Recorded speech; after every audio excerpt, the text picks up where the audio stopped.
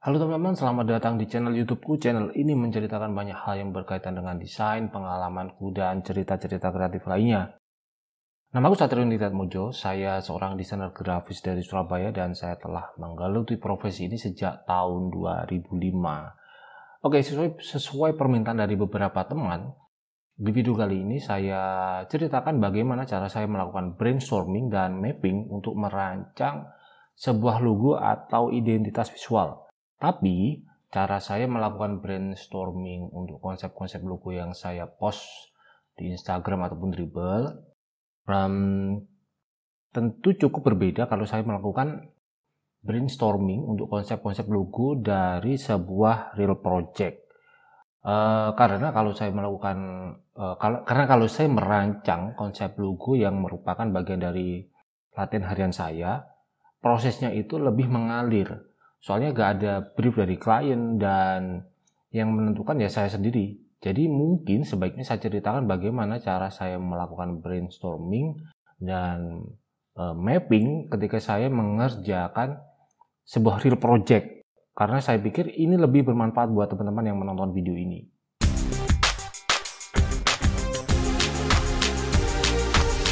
Wah, akhir-akhir ini saya cukup sibuk nih teman-teman. Sampai nggak sempat posting secara rutin di Instagram, apalagi upload video di channel YouTube ini. Tapi insya Allah saya tetap usahakan posting dan upload video sebisa mungkin ketika saya ada kesempatan, khususnya video yang sudah kalian request. Ya, alhamdulillah jadwal saya cukup padat. Setidaknya sampai awal atau mungkin pertengahan Oktober. Jadi ada beberapa proyek desain yang terpaksa harus masuk daftar antrian.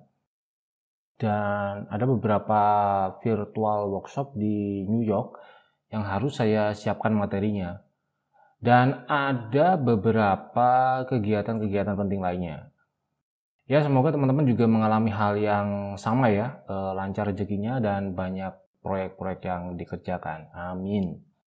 Oke, sebelum saya cerita lebih jauh, mungkin perlu saya ingatkan kalau brainstorming ataupun mapping itu sebenarnya bagian dari proses kreatif yang metodenya itu ada banyak. Jadi saya tidak mengklaim kalau metode yang saya gunakan ini itu benar dan cocok buat teman-teman. Karena bisa jadi metode yang saya pakai ini itu salah.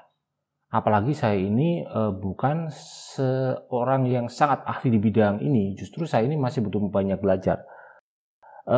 Jadi silahkan nanti teman-teman nilai sendiri apakah metode yang saya gunakan ini benar dan cocok buat kalian atau tidak.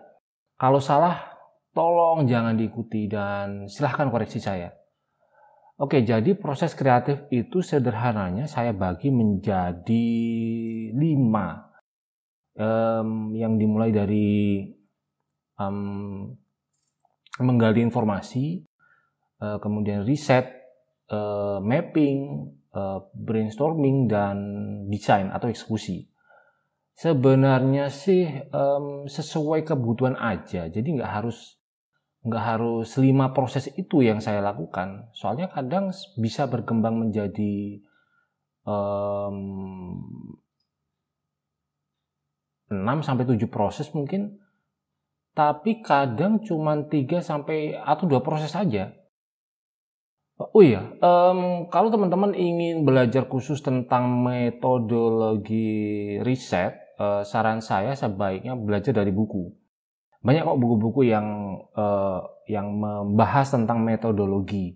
Jadi metodologi ini itu sangat diperlukan kalau kita mengerjakan proyek-proyek yang sifatnya lebih serius. Misalnya branding. Bukan visual branding loh ya. Soalnya visual branding itu cuman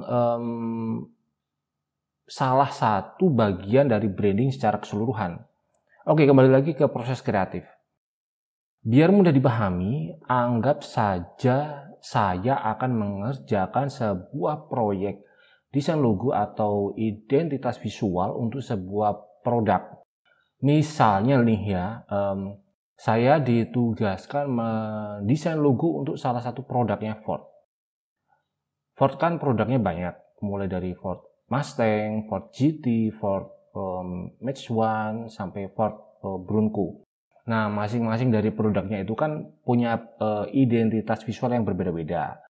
Tapi nggak semua produk menggunakan identitas visual yang berbeda. Kadang itu cuman pakai logo tab aja yang berbasis pada tab face dari logo utamanya. Oke, langsung aja ya.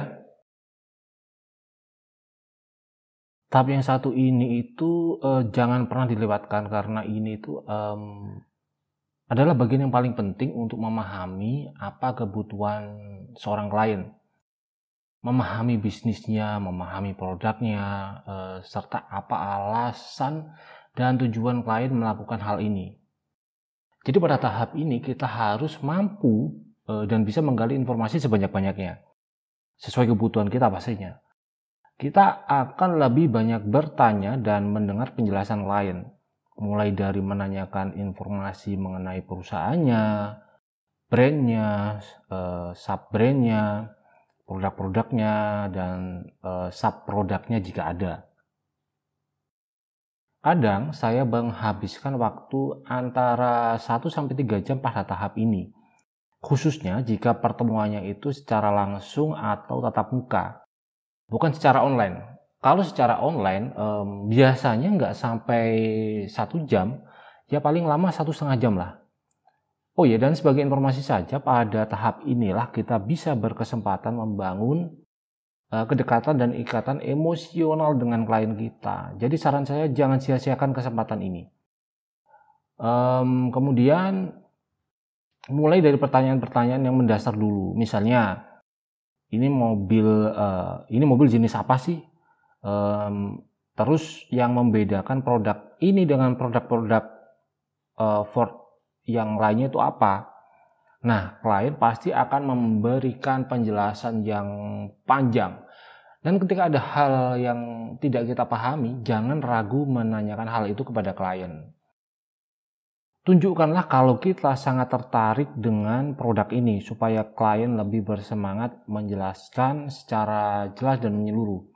Sehingga kita benar-benar bisa memahami produknya. Apalagi kalau kita menunjukkan ketertarikan, itu bisa menjadi nilai yang lebih buat kita. Dan biasanya itu akan membuat klien lebih tertarik pada diri kita.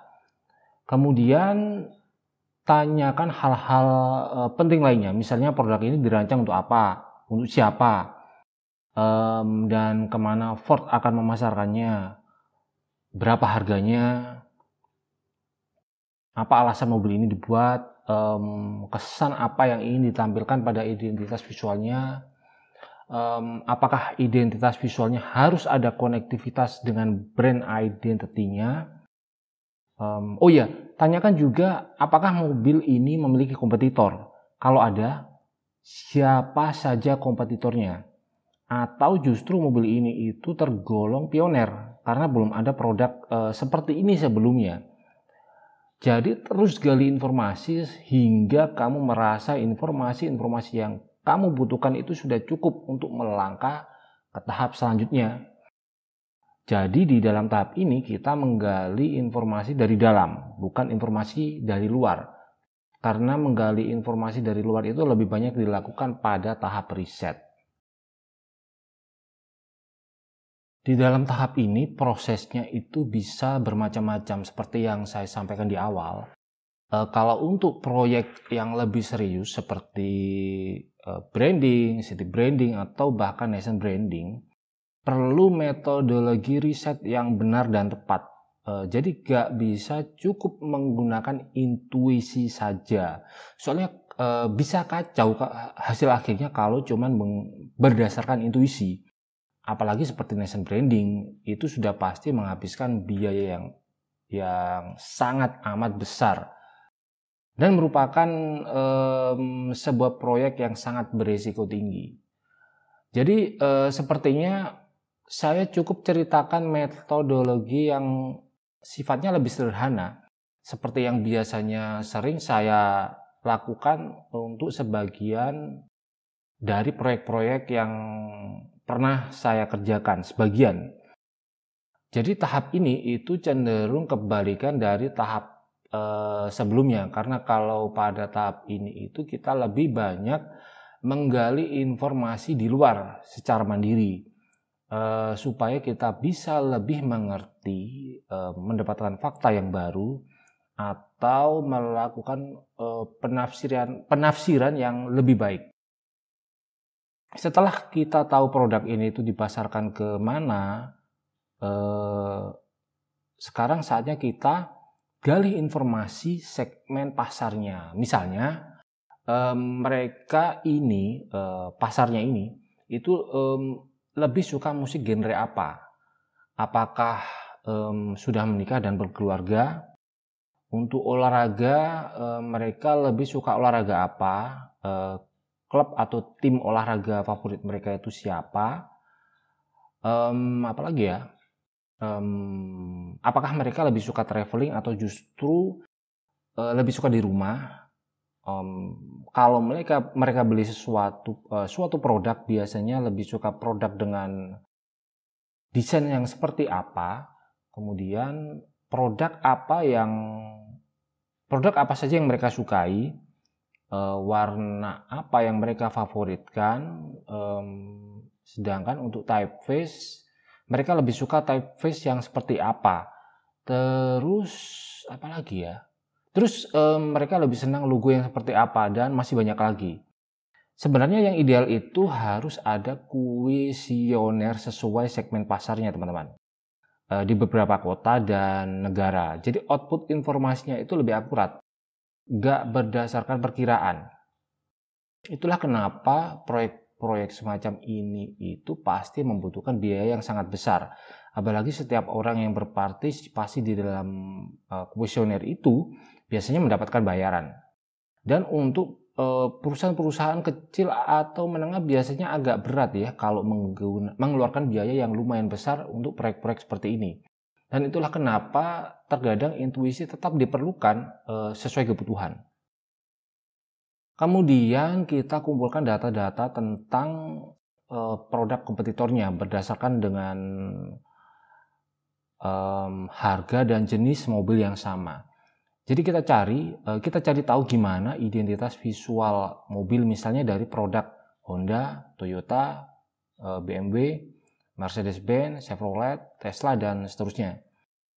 Oh ya, perlu saya ingatkan lagi ya, kalau semua yang saya ceritakan tadi itu adalah cara sederhana dan bukan metodologi riset yang benar secara keilmuan. Oke, berikutnya apa lagi ya? Berikutnya kita pelajari sejarah identitas visual Ford dan brand personality-nya, termasuk mempelajari sub-brand ataupun sub-produknya. Kita kumpulkan data-datanya dan nggak ada salahnya kita pelajari sejarah Ford secara keseluruhan yang sudah pasti mencakup produk-produknya. Jadi kita pahamnya itu nggak setengah-setengah. Semua data yang kita kumpulkan tadi itu sifatnya masih mentah kan ya. Sekarang kita mulai memetakan data-data itu supaya lebih mudah kita pahami. Pertama, data-data untuk segmen pasarnya. Setelah kita teliti, ternyata sebagian besar itu sudah berkeluarga dan ketika melakukan suatu perjalanan, mereka lebih suka bersama-sama keluarganya. Terus ternyata mereka itu sedang memutar musik-musik pop dan hip hop, suka nonton film-film fiksi ilmiah, dan senang olahraga sepak bola, sedangkan mayoritas dari mereka merupakan penggemar Manchester United. Terus untuk warna, ternyata mereka lebih suka warna merah, tapi kalau untuk produk otomotif mereka lebih suka warna hitam. Dan untuk produk otomotif mereka lebih suka dengan produk yang desainnya itu futuristis tapi terlihat sederhana atau modern. Kemudian untuk typeface mereka ternyata lebih suka font sans serif dan seterusnya. Kemudian yang kedua, data-data untuk kompetitornya.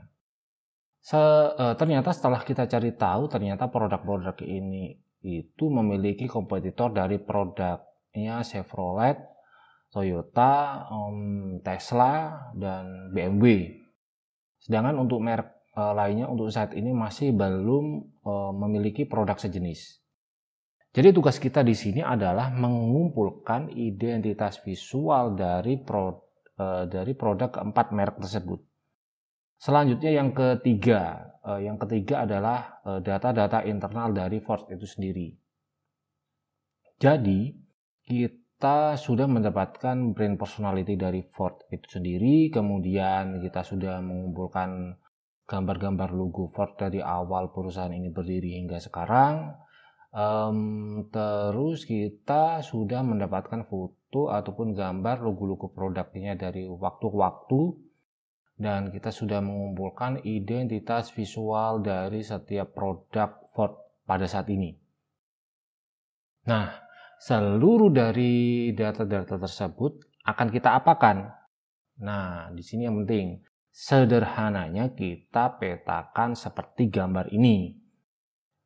Tujuannya supaya kita lebih mudah memahami bagaimana arah desainnya dan bagaimana kita akan merancang identitas visualnya. Dibuat sederhana aja, coret-coret di selembar kertas gitu. Toh informasi ini juga buat kita sendiri. Jadi sekarang teman-teman sudah paham kan ya tentang tahap yang satu ini. Semoga teman-teman sudah paham semua ya. Oke, sekarang kita masuk di tahap brainstorming. Apa sih yang dilakukan di tahap ini? Yang kita lakukan di tahap ini adalah membuat sketsa logo sebanyak-banyaknya. Tentunya berdasarkan dari data-data yang sudah kita petakan pada tahap sebelumnya. Yang namanya aja proses brainstorming, jadi jangan takut membuat sketsa kasar yang mungkin terlihat aneh dan nggak masuk akal sekalipun. Oh ya, tapi sebelumnya, sebelum kita masuk ke proses ini, itu buatlah sebuah mood board. Jadi cari inspirasi desain, logo, atau identitas visual sebanyak-banyaknya. Kemudian kembali lagi ke proses ini. Sederhananya buatlah sketsa-sketsa seliar mungkin. Tapi ya tetap berdasarkan pada data-data yang sudah kita petakan pada tahap sebelumnya. Sebagai informasi saja ya, kalau saya mengerjakan sebuah real project, khususnya yang nilai projectnya itu lumayan besar, biasanya saya bisa menghabiskan berlembar-lembar kertas untuk membuat sketsa-sketsa kasar. Dan untuk tahap ini biasanya saya membutuhkan waktu antara sekitar 2-3 hari lah untuk membuat sketsa-sketsa kasar. Jadi ya sketsanya memang bisa sangat banyak. Nah, terus tujuan saya membuat sketsa sebanyak itu untuk apa? Apakah saya vektorkan semua sketsa itu? Enggak, bro. Dari semua sketsa yang saya buat dalam kurun waktu 2-3 hari itu, saya seleksi 5 yang terbaik. Jadi ya tergantung nilai projectnya sih. Enggak selalu ambil 5 sketsa yang terbaik. Kadang 7. Bahkan terkadang cuma 3, tapi kadang ya bisa puluhan sketsa. Tapi itu dengan catatan ya, tapi itu khusus untuk proyek desain yang nilainya sangat besar.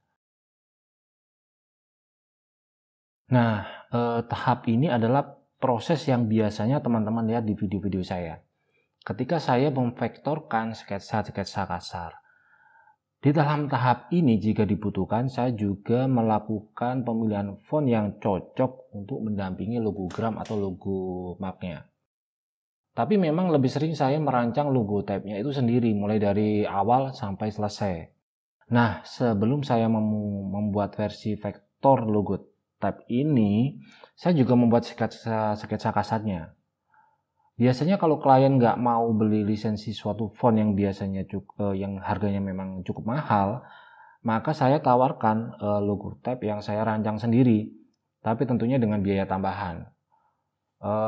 Tapi untuk proyek desain yang nilainya sangat besar, biasanya saya buat sketsa versi halusnya juga, yang biasanya menggunakan grade paper, ya yang seperti teman-teman lihat di video pertama saya.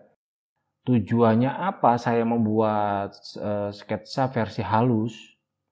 Ya klien kan beda-beda kan ya. Ada yang pengen tahu proses gradingnya, ada yang nggak mau tahu proses gradingnya. Tapi kadang ada beberapa klien saya itu branding consultant internasional yang memang membutuhkan sketsa versi halus untuk materi presentasi ke klien mereka. Seperti biasanya dan yang seperti teman-teman tahu, seluruh konsep desain yang saya kerjakan pada tahap ini saya kirim semuanya ke klien untuk diulas. Apakah ada yang harus direvisi atau justru nggak perlu revisi sama sekali. Ya pernah sih beberapa klien itu nggak butuh revisi sama sekali. Jadi setelah saya kirim opsi-opsi desainnya langsung di-approve. Tapi ya nggak banyak klien seperti itu. Ya kira-kira seperti inilah proses desain yang terkadang saya lakukan ketika saya mengerjakan suatu proyek desain. Tapi nggak semua proyek desain saya kerjakan dengan proses desain seperti di video ini.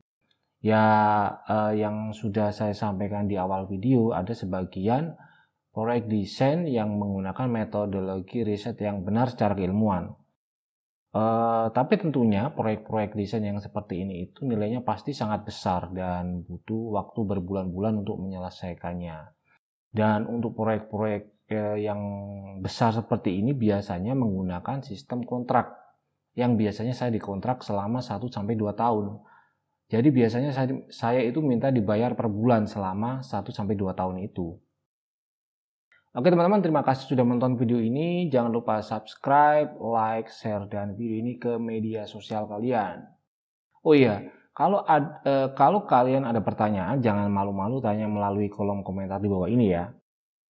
Tapi kalau misalnya kalian malu bertanya lewat kolom komentar, monggo DM saya di Instagram. Insya Allah saya balas pertanyaan kalian kalau saya ada kesempatan dan saya ada waktu. Oke teman-teman, sekali lagi terima kasih dan sampai jumpa di video berikutnya.